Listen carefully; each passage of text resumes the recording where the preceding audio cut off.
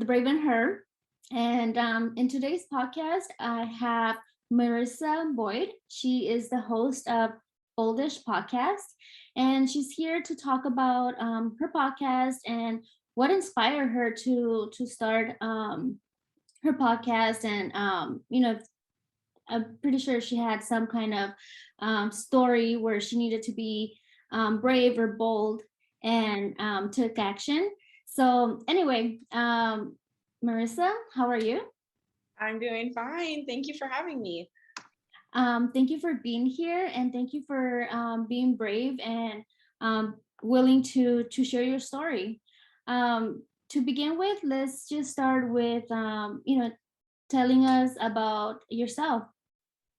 Yeah, so my name is Marissa. I am 32. I just turned 32. It seems so strange sometimes because I feel like I'm 12 still often. But I am a single mom. I have a little boy. He will be 4. Oh my gosh, 4 in August. And I work full time for a tech company. I also have my podcast. And I'm in the gym a lot. It's like my form of stress relief. I'm a big foodie. I love food. I love coffee and like going out for drinks and trying new things, hiking and all that kind of, fun stuff. But basics, single mom, work full time and just trying to live life a little bit better every single day. That's awesome. I also love coffee. I'm actually drinking some coffee as I'm like fueled just like caffeine and like maybe a little bit of water, but mostly caffeine. Yeah, and it while we're recording today is Monday, so I need a little bit extra coffee today. Definitely.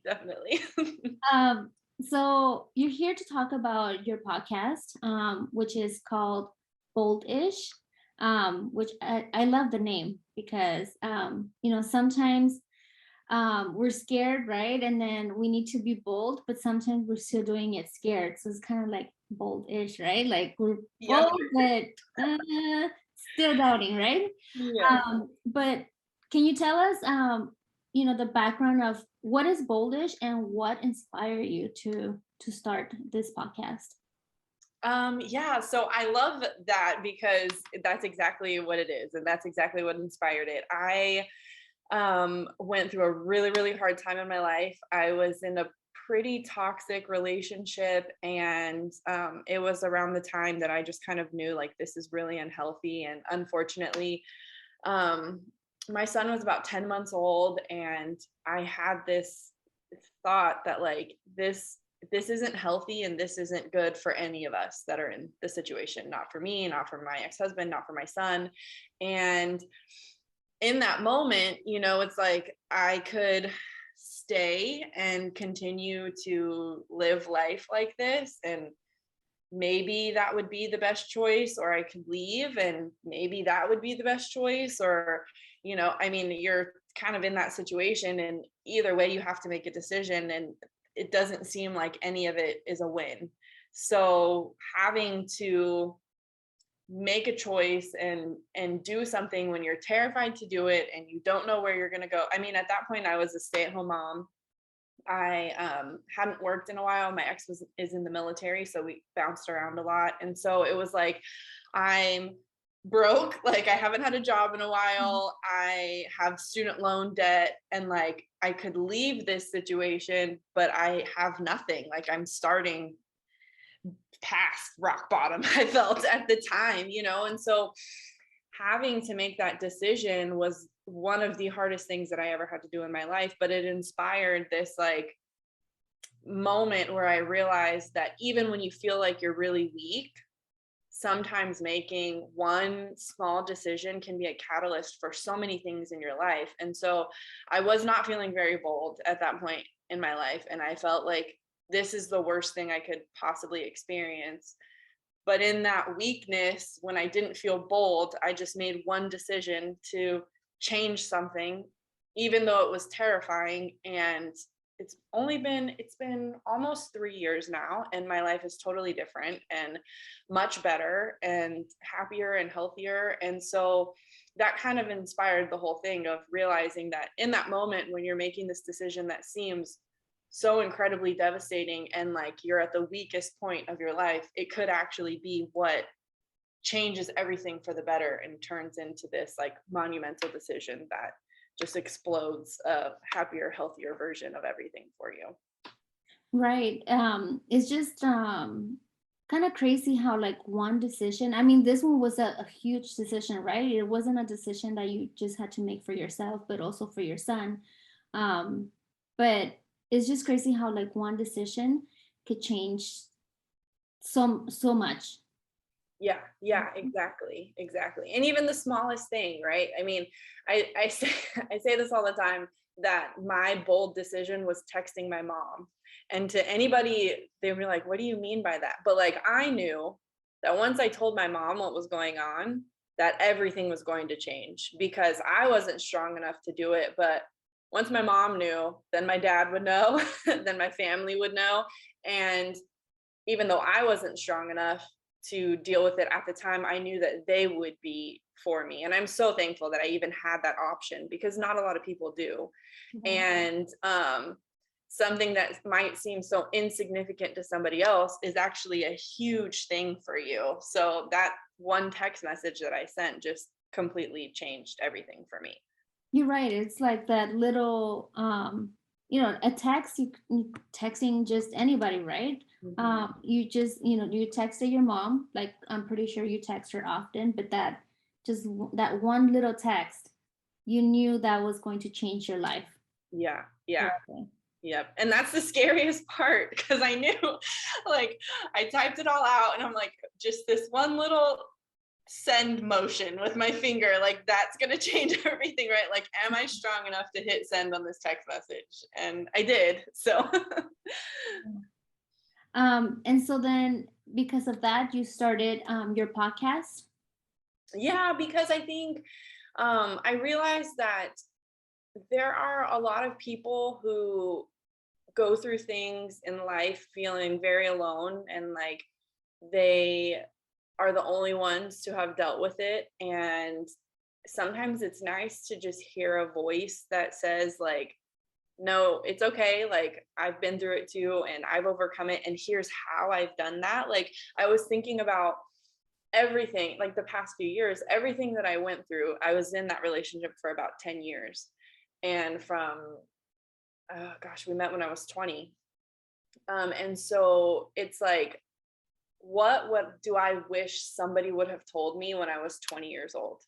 What do I wish somebody would have told me about certain red flags for relationships? What do I wish somebody would have told me about when I was wanting to go into grad school and somebody said, well, when are you going to have time to get married and have kids? And that made me not go to grad school because then I felt like I needed to focus on getting married and having kids. And so just the thought process of unpacking everything that happened in that 10-year span of time, I realized that uh sometimes you need a voice that's there to like tell you like it's okay to not want to get married and have kids. It's okay to want to focus on your education. It's okay to want to focus on your career because I think especially as women, like I tell people all the time, I'm thinking from a straight white woman's perspective, which take that as you will. There, like my experience is very different from a lot of people's. But as women, it's very much ingrained into us that like you can have a career, but what about your husband and your kids? And you can go get an education, but what about your husband and your kids? I feel like that's just told to us from the very beginning. And that's what I felt like, I guess, needed to be the most important. And so sometimes it's nice to have someone say, like, yes, but you can also look at it this way. And that's part of what I do on the podcast too, is like this bold spin on what society says, but like it's okay to not really feel that way. Like I have one child and I am extremely happy with my one child and I'm content with the fact that I won't have any more kids. And sometimes people are like, oh, well, you'll change your mind. No, I won't.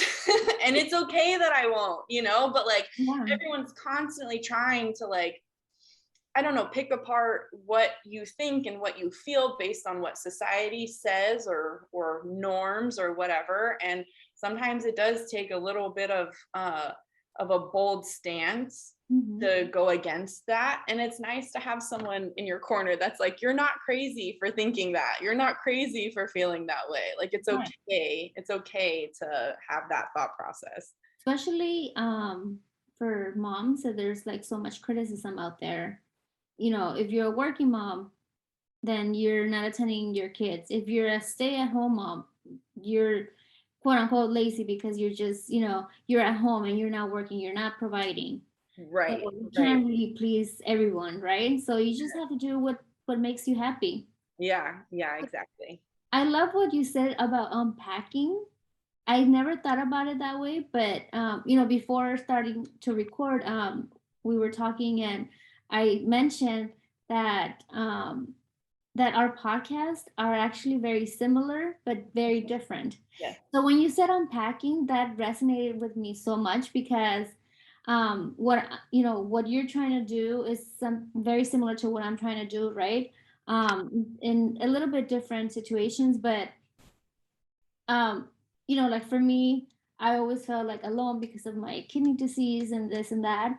So what I wanted to do with my podcast too, it was to share stories so other women don't feel alone, and that's exactly what you're doing as well.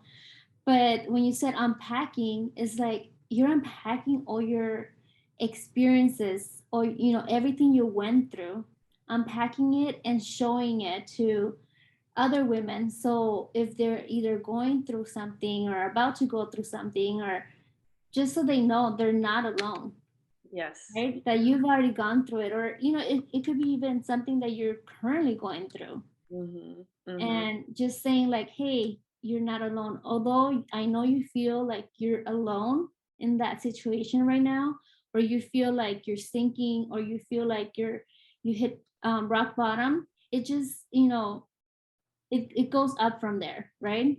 Yep, exactly. Exactly. And I think it's important to not be ashamed of your story and not be ashamed of what got you to where you are, because it's when I feel like when we are ashamed, it's because we feel like we need to hide something. Like just recently I went to visit some friends and my boss from when I was in college, and I hadn't seen these people in so long and I had opportunities to see them, but I was kind of afraid to face them because I was embarrassed because these people knew me when I had just recently graduated and I had an amazing job as an event coordinator like right out of college, and it was like my career life was going in the right direction. And 5 6 years later I had nothing, and so I was a little bit embarrassed. And I think what I realized in this trip was like there's no reason to be ashamed about the things that you go through and the struggles that you go through, because everybody has their own stuff that they deal with. Right. And when you surround yourself with good people, nobody's judging you.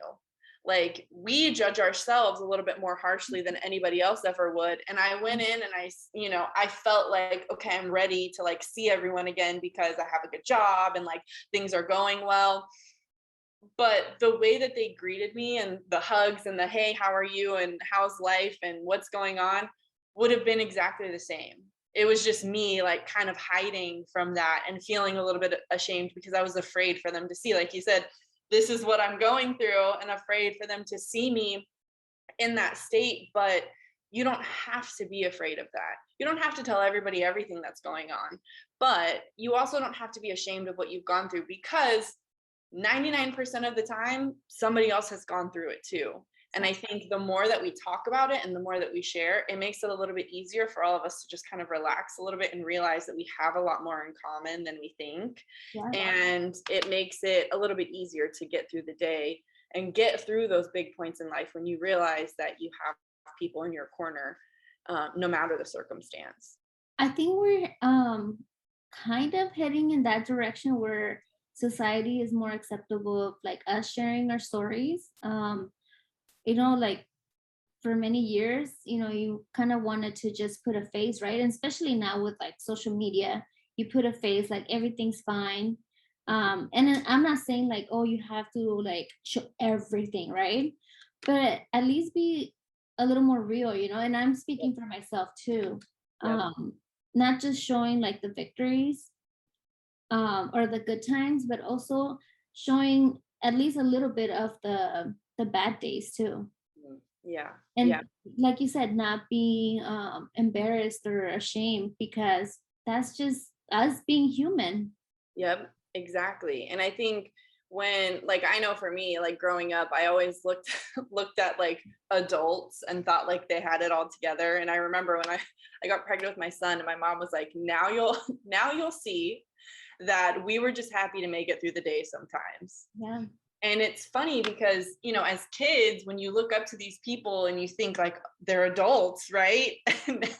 And now I'm an adult and I'm 32 years old, and I have to call my mom and be like, "Hey mom, can you help me?" And it's funny because I think once I got pregnant, it was like my mom was able to open up, felt like she could open up a little bit more and like share a little bit more about the struggles and share a little bit more about like what they went through as parents, and like learning the way, and like learning, their way through their careers and stuff like that. And so it just made me realize that like everybody feels that way, right? Everybody feels like they're not qualified, that they're overwhelmed, that how are we going to make it through the day, and like I'm glad we did today. And so there's really no reason for us to try and pretend, because it doesn't matter anyways. we're all feeling the same way.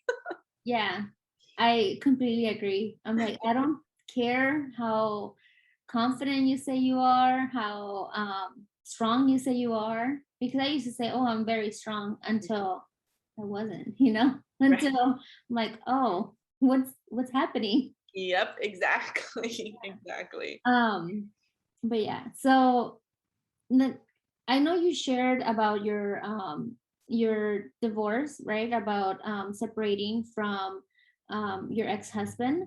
But is has there been any other time where you felt like you needed to be brave or bold? And how did you overcome that situation? Yeah, I mean, I think I really feel like everything past, making that decision, like I said, in deciding to get a divorce, um, that was just the beginning. And I say that was the easy part, and it wasn't easy at all, right? But then it's afterwards having to deal with what I was like, okay, I'm a single mom now, so I'm not ever going to be able to have anything ever. Why I felt that way, I have no idea. But it was just like, I'm not going to be able to have a career that I want, because I'll always have to focus on doing something that's going to revolve around my son. And I'm not going to be able to, I think I say buy a house. I live in California, and there's houses in my neighborhood that are going for over $1 million. And it's like mind boggling to me how I'm going to be able to afford that. One day I will, though. And so it's just all of these hurdles that I kind of have had to overcome, and like reevaluate my life and where I am, and why I think the way that I do. Why do I think that single moms can't have a happy, healthy, thriving life? Why, it's having to I guess realize what I think and how it's holding me back. And that takes so much work and bravery and boldness to realize that like this is what I've thought before, and now I don't believe that to be true, and here's why. I mean, having to realize that your way of thinking, or your mindset for a good majority of your life was wrong, is you're kind of like, wow, okay. So now what? It's just like these mental hurdles that you have to go through to understand like what people think and what people say. And so this whole process of me just kind of growing into myself and who I am in my career that I have now, I work for a tech company, and we ship tech products globally to our clients all around the world. And when I was going through this I guess process of finding a job that was going to be good for me and help me support my son, and be something that I could be proud of moving forward, because I wanted a career that I like loved and enjoyed. Um, I really I had to learn a lot about myself. And there was one thing, and I forget where I heard it, but somebody was saying something, I think it was on a podcast. They were saying that usually men have better opportunities when it comes to work because they've never been told that they're unqualified for anything. They look at the job description, and there's 15 bullet points on it of what is required for this job, and they see one that they're qualified for and they apply for the job. I can do that, done, I'm going to apply for it, because there's nothing in their mind that's making them think that they wouldn't get it. I'm just going to go for it. Where women, on the other hand, could have 12 out of 15 and still not apply for the job because of 3 requirements that are on there that they feel like, oh, well, now I'm not qualified for the job, right? Yeah. So in this process of applying for this job, I was applying to jobs and I didn't get hired for anything. And I had a family friend who gave me a job working for them, and it was kind of like a receptionist job, and I was making $15 an hour, and I just knew, like, I need to make more money if I'm going to support me and my son. I have to find something that's a little bit better. So I was looking for jobs again about 6 months later, and I just said, you know what, I'm just going to apply for everything, because what do I have to lose at this point? Nothing. Right. So I created my resume, and I like dug into like how to get your resume looked at when you're applying for all these jobs. And I applied for hundreds of jobs. I joke about it, I'm still getting rejection letters, and this is from 2020. Okay. Wow. So, so I just applied. I've never applied to that many jobs before, and I got one call back, and it was for a temp job at Amazon. And I was like, you know what, I'm gonna take it, even though it's a temp job. It was through a temp agency. I was going to have medical benefits and stuff as long as I had the position. I didn't know how long the position was going to be. And this was during COVID. So this was like June of 2020. I started that job, and it was exciting because it's like, okay, this is Amazon, so that's going to look great on a resume after this. And it was actually something that was in my field before when I graduated from college. And I realized very quickly that it wasn't going to work because I had about a 40-minute commute on a good day. And it was one of those things that it's like, you're on call, you have to be there, you might have to stay late, which just doesn't really work. My son was 2 at the time. It's like, it's not really going to work, but for the opportunity, I'll be here for as long as I can be here. It actually only lasted for 3 months. It got cut short because part of my job was to get everything ready for people to come back to the office. And I don't think people are back at the office yet. So they realized, like, well, no one's coming back to the office now, so we don't need, these people in place. But at that time, again, I was like, I'm applying. And after that, I had, it was like 20 interviews in 1 week. I got 3 job offers. I actually had to cancel interviews because then I accepted the job for the position that I'm in now. And it ended up working out perfectly because I work from home some days. My schedule is very flexible, so they understand, like with my son and school and things like that, and I can drop him off at school and be in the office and leave early and go pick him up and then finish the rest of the day from home. And I have really great medical benefits and 401k and all that kind of stuff, so it checked every box that I had. But had I not taken that like moment of, I'm just going to go for it and I'm going to take this position at Amazon, and then even though it was like really stressful in the moment of like, okay, now I don't have this job at Amazon, now what? But making that decision, as scary as it was, opened me up to have 3 job offers. And, I could choose, then I had an option. And so I think it's just the whole process of learning yourself and learning that like you can work really hard for what you want. And it's not selfish. Like I said, I need a job that's flexible. I need a job that's going to understand that I have a son at home. It would be great if I could work from home, even though I really enjoy going to the office, but working from home is a perk. I had this whole list of things that I wanted in a job, and then I just went for it. And I had no experience in the position that I'm in now. But when I went in the interview, I just told him, I was like, I can, whatever you need me to do, I can do it. I will learn it. I am a hard worker. And he said that it was that honesty that got me the job. That's So awesome. Yeah. yeah, so it's like sometimes you feel so unqualified and you feel like, oh, I'm not going to be able to do this, or I don't qualify for this position, so I'm not going to be hired for it or whatever. But my boss told me, he was like, I knew just from talking to you that you're the one that I wanted to hire, and you were my first interview that I did. And Wow. yeah, and so it's like, in just I mean, I guess I just felt like I had nothing else to lose, right? So I just went for it. And sometimes I think we just need to be like, you know what? Forget it. I'm just going to go for it. I'm going to go for it. And I'm going to be brave and I'm going to be bold and I'm going to submit 300 applications and be okay with the fact that I'm still getting rejected 2 years later. But had I not done that, I wouldn't have the position that I'm in now, which has been an amazing blessing to me, and to have that flexibility and understanding, and a job that I can actually afford to take care of my son and provide for him and not have to worry about anything is absolutely amazing. And I wouldn't have had that had I not just thrown everything out the window that I was thinking about myself and just went for it. Yeah. Just by changing your mindset really quickly and saying, okay, you know what? This is not working out for me. I need to change, and I'm just going to go for it. Yep. Yeah. What's the worst they can do, right? Reject you. Yep.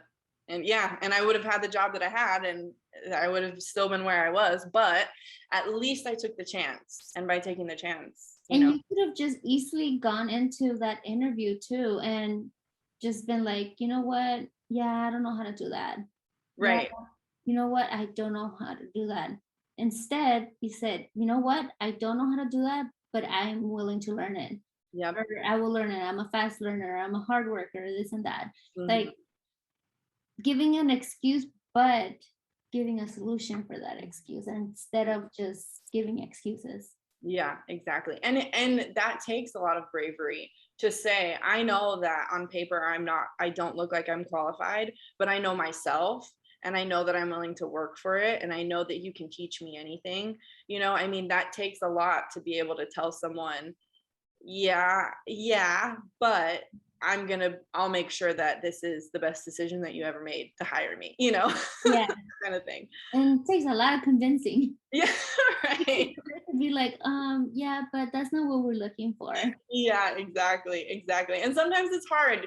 I think I got very lucky that the company that I work for, my boss has said that he's recruited a lot of people and he's seen that sometimes the ones who are the least qualified are the most hungry and the most willing to work for it and the most Right. like coachable people, right? And so I was very lucky that he was even open to considering that, but also that he appreciated my honesty and that I wasn't just, oh, I'm the best and I'm this and I'm that, like, Yeah. and so he appreciated the fact that I acknowledged that, I might not have worked within this system that you all use, but I've worked with this type of system, this type of system, this type of system. And I'm positive that what I learned in working through those, I can translate that over to here, and so sometimes you just have to forget about why you're feeling like you're not brave and just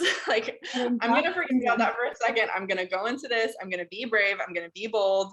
And then afterward, it's like exhausting sometimes, right? Like you go into an interview or you have to talk to someone and you're like, afterwards, you're like, whoa, that took so much out of me. But if you can just focus for that little bit of time and just push through and be as brave as humanly possible, it will end up working out in the long run.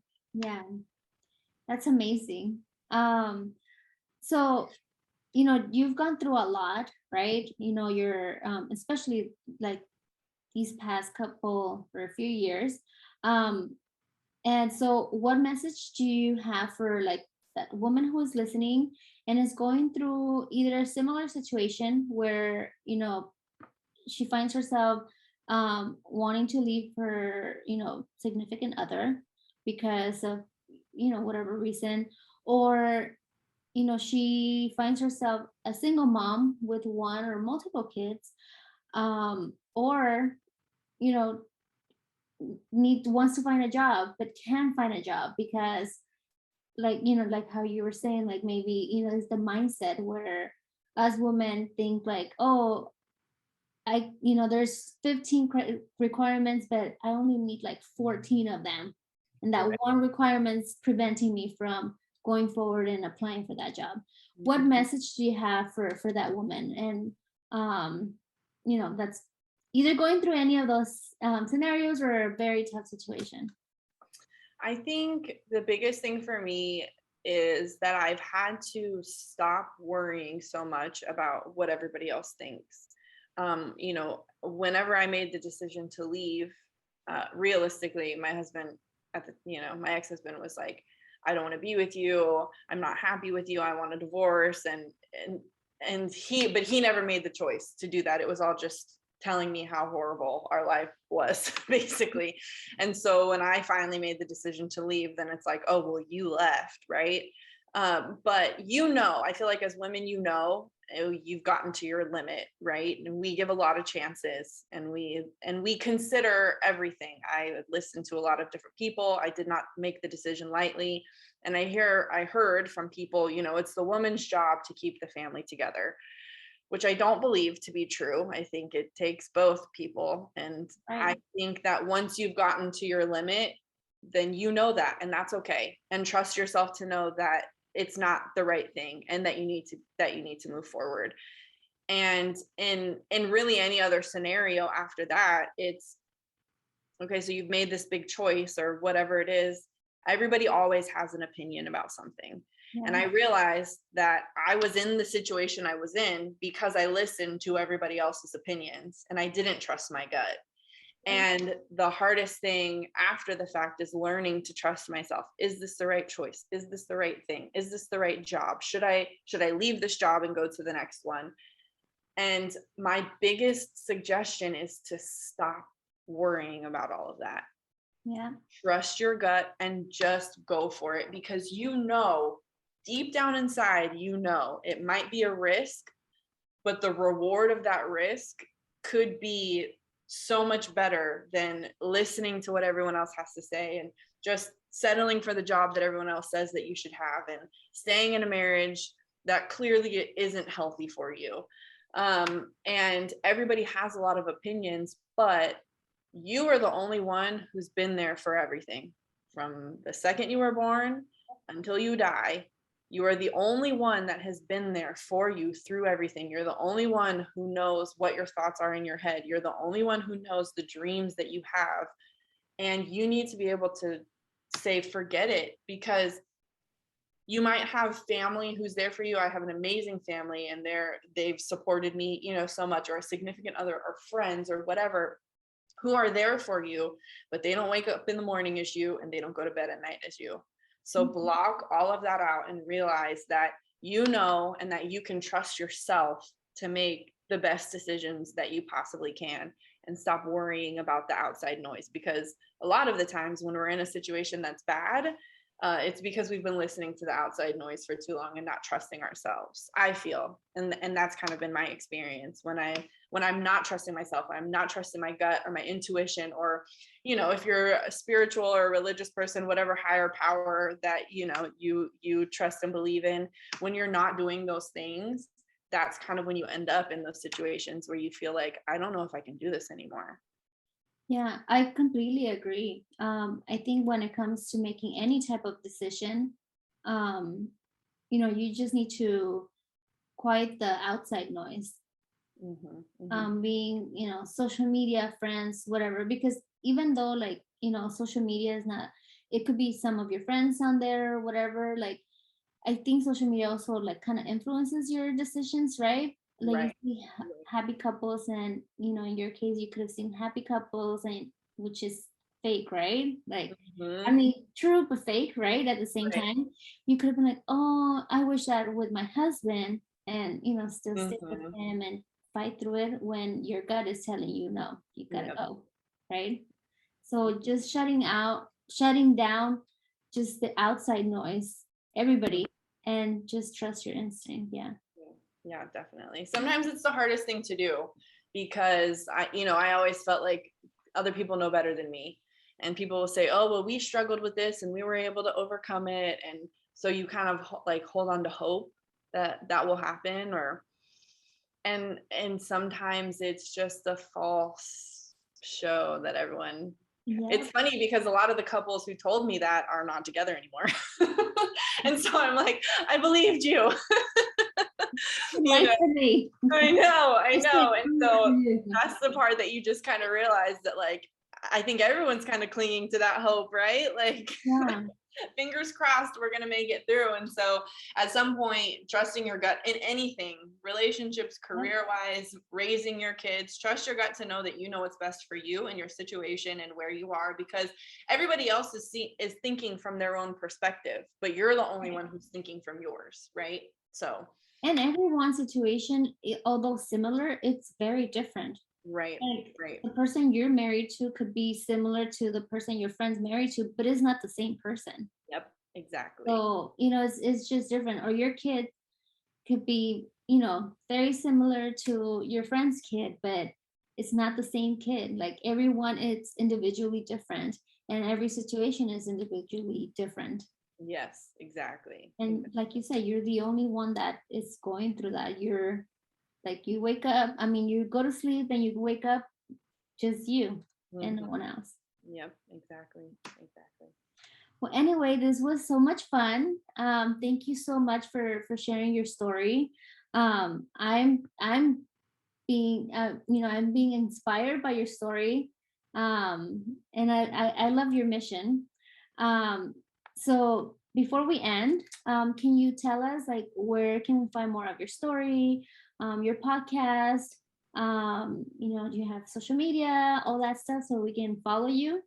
And then just a reminder, like, if you give us your social media or your podcast, I'll have it linked in the description so people can follow you. Yeah. So I am on Instagram mostly at Marissa C. Boyd. It's just my name, Marissa, the letter C, Boyd. And my podcast is Boldish, bold with ish in parentheses, like we talked about earlier. Sometimes you might be making bold decisions, but you're kind of like, okay, let's try this out and see how it goes. So that's where it is. I'm on Spotify and on Apple Podcasts or on iTunes there for those. And I release episodes every Monday. And Instagram is hard. I try to be active in my stories a lot, but I need to be better at posting on my feed. But I'm still there. So if you see it, I'll be there. Me and you together. Right. It's hard to keep up with social media. It is. Yes, it is. Out there. At least it's hard. Well, thank you so much, Marissa, for just sharing your story and being bold. Yeah, thank you. Thank you again for having me. I really appreciate it. I'll see you in next episode. Okay, sounds good.